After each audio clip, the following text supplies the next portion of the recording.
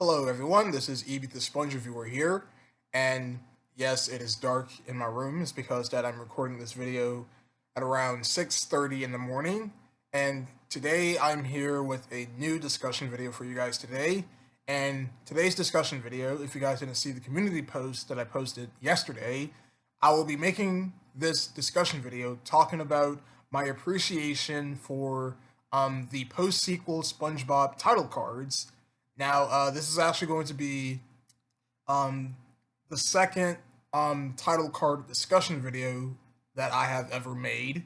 If you guys would like to see the very first title card discussion video that I made back over on my main channel, I will drop that in the description below.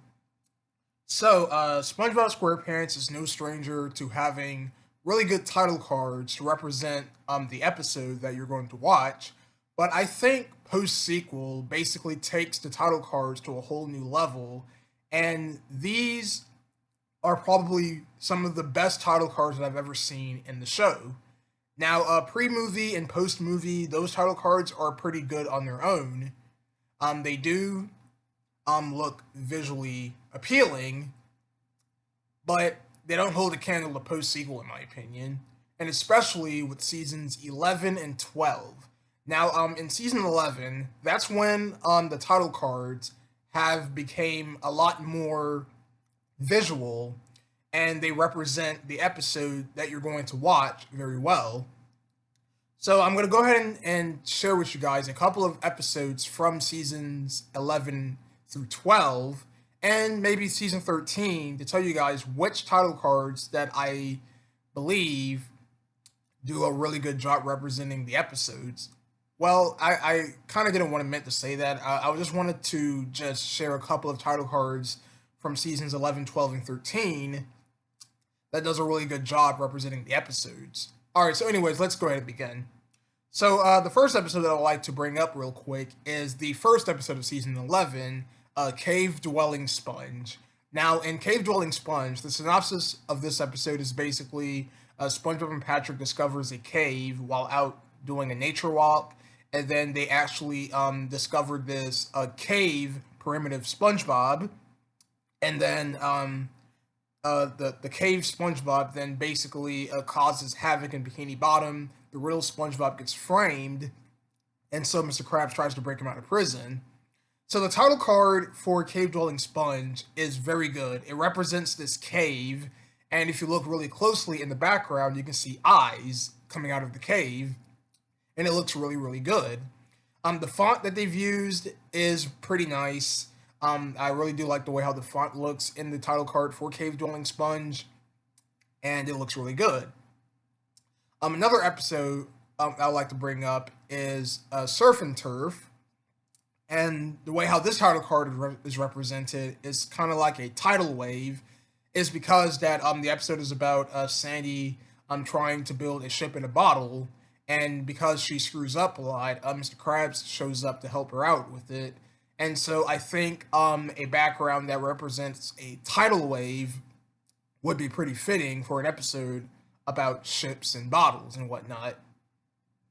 Then you have Karen's Virus, which is a really, really cool looking title card, which kind of looks like a 3D CGI style of a title card. And like the way how the font looks, like I like how it used like a little USB port in the as for the text, and the word virus kind of has like this green slime texture, and yeah, it looks really, really good as well. All right, so I'm gonna do one more season 11 title card that I would like to bring up real quick that I think is really, really cool, and I think is easily the best title card in the entire series, in my opinion, and that goes to Krabby Patty Creature Feature, which the title card is freaking phenomenal. It shows like this giant Krabby Patty, and the actual font is the actual patty meat, and the attention to details is insane of how much detail that the title card creator put into it.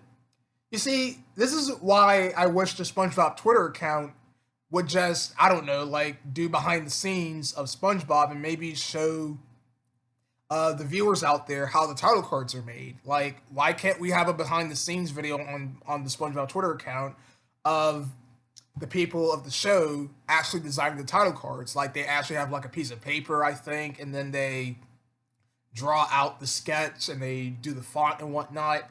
Because there really isn't any behind the scenes out there of SpongeBob that shows how they make the title cards, which I think that would be really cool for a behind the scenes video. All right, so now season 12. This is where the title cards become a lot more creative.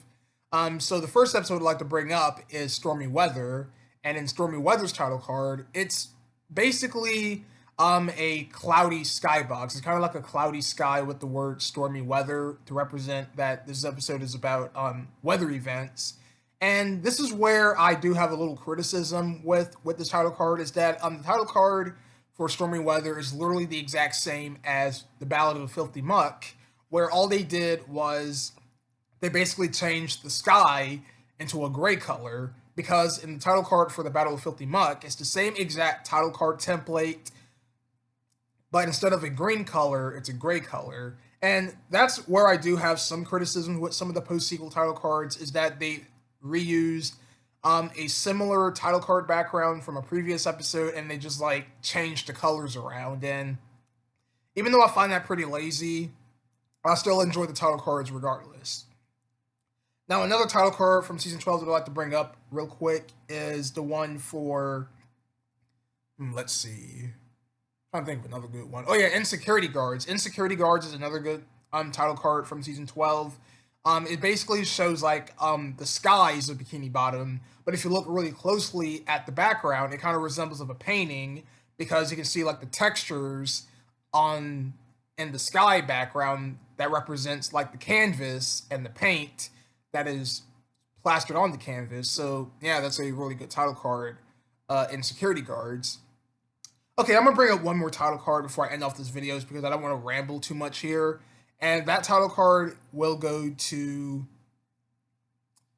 let's see, I'm gonna do one more title card that I think that looks really good from season 12. Let's see. You know what? I'll just say, let's see. I'm sorry if I'm wasting your guys' time. I'm trying to think of a really good season 12 title card real quick. You know what? I'll just do Dream Hoppers. Dream Hoppers title card it's pretty basic, but it still looks pretty good on its own. It still looks like a really good title card. Dream Hoppers. It kind of shows like it's kind of like a yellowish title card. Like the background is a little bit yellowish, and it has like these crazy effects going on it. But yeah. So bottom line, post-sequel SpongeBob has the best title cards in the series, in my opinion. They visually accurates the episodes of what you're about to get into, like Krabby Patty Creature Feature, Dream Hoppers, well, sort of, Karen's Virus, library cards, etc. So yeah. All right, so thank you guys for watching this video. In the comments below, I would like to know what are your favorite title cards in SpongeBob. It doesn't have to be post-sequel. It can be any title card in the show.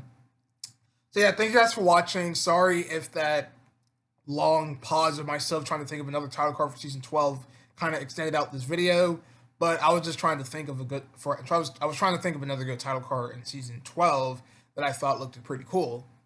But yeah, so thank you guys for watching, and I'll see you guys next time with another video.